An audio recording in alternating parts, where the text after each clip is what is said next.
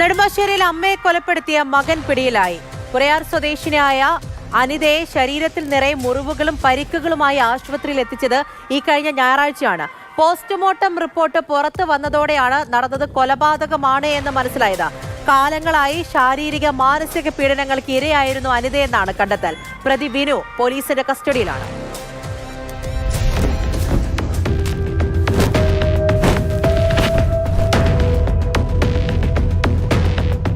ഞായറാഴ്ചയാണ് നെടുമ്പാശ്ശേരി പുറയാർ റെയിൽവേ ഗേറ്റിന് സമീപം താമസിക്കുന്ന അനിത എന്ന 57 വയസ്സുകാരി മരിച്ചത്. ശരീരത്ത് മുറിവുകളും പരിക്കുകളുമായാണ് ഇവരെ ആലുവ താലൂക്ക് ആശുപത്രിയിൽ എത്തിച്ചത്. വൈകാതെ ഇവർ മരിച്ചു. ഇവിടെ കൊണ്ടുവന്നേ കഴിഞ്ഞ് മുമ്പുള്ള മരണമായിരുന്നു പോലീസിനെ അറിയിക്കാൻ പറഞ്ഞു. നെടുമ്പാശ്ശേരി പോലീസ് സ്റ്റേഷനിൽ റോണി എന്ന് പറഞ്ഞ സാറ് വരുന്ന വരെ ഞാൻ ഫോൺ വിളിച്ചു. കാരണം മെന്റൽ പേഷ്യൻ്റ് ആണ്. നിലവിൽ ഒരു അമ്മയ്ക്ക് റേപ്പിംഗ് കേസ് ഒരെണ്ണം അടിമാലി ജില്ലാ മജിസ്ട്രേറ്റ് കോടതിയിലുണ്ട്. അതിൻ്റെ കേസും നടക്കുന്നുണ്ട്.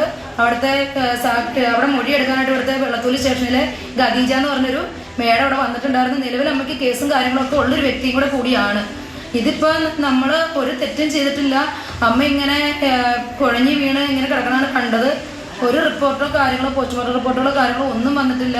ശരീരത്തിലെ മുറിവുകൾ ഇവർ മാനസിക നില തെറ്റി സ്വയം ഉണ്ടാക്കിയതാണെന്നാണ് മകൻ ബിനുവും ഭാര്യയും മൊഴി നൽകിയത്. എന്നാൽ പോസ്റ്റ്മോർട്ടം റിപ്പോർട്ടിലെ പരാമർശങ്ങളും പോലീസിനുണ്ടായ സംശയങ്ങളുമാണ് മരണം കൊലപാതകമാണെന്ന നിഗമനത്തിലെത്താൻ കാരണം. ബിനുവിനെ കൂടാതെ അനിതയ്ക്ക് മറ്റ് 2 ആൺമക്കൾ കൂടിയുണ്ട്. അനിതയെ വർഷങ്ങൾക്ക് മുൻപ് ഭർത്താവ് ഉപേക്ഷിച്ചു പോയിരുന്നു. തുടർന്ന് ഇടുക്കിയിലെ ഒരു പരിപാലന കേന്ദ്രത്തിലാണ് 22 വർഷമായി ഇവർ താമസിച്ചിരുന്നത്. ഇവർക്ക് സാമാന്യം സ്വത്തുക്കളുണ്ടെന്ന് പറയപ്പെടുന്നു. ഈ സ്വത്ത് തട്ടിയെടുക്കാൻ പരിപാലന കേന്ദ്രം അധികൃതർ ശ്രമിക്കുന്നുവെന്ന പരാതി നൽകി അനിതയെ പുറയാറിലെ വീട്ടിലേക്ക് കൊണ്ടുവരികയായിരുന്നു. ഈ പരാതിയെക്കുറിച്ചും അന്വേഷണം നടക്കുന്നുണ്ട്. കഴിഞ്ഞ ദിവസം മർദ്ദനമേറ്റ് വീട്ടിൽ അവശനിലയിൽ കണ്ടെത്തിയ അനിതയെ നാട്ടുകാരാണ് ആശുപത്രിയിൽ എത്തിച്ചത്. സ്വത്ത് തട്ടിയെടുക്കാൻ നടത്തിയ ശ്രമമാണ് വീട്ടമ്മയുടെ കൊലപാതകത്തിൽ കലാശിച്ചതെന്ന് കരുതുന്നു.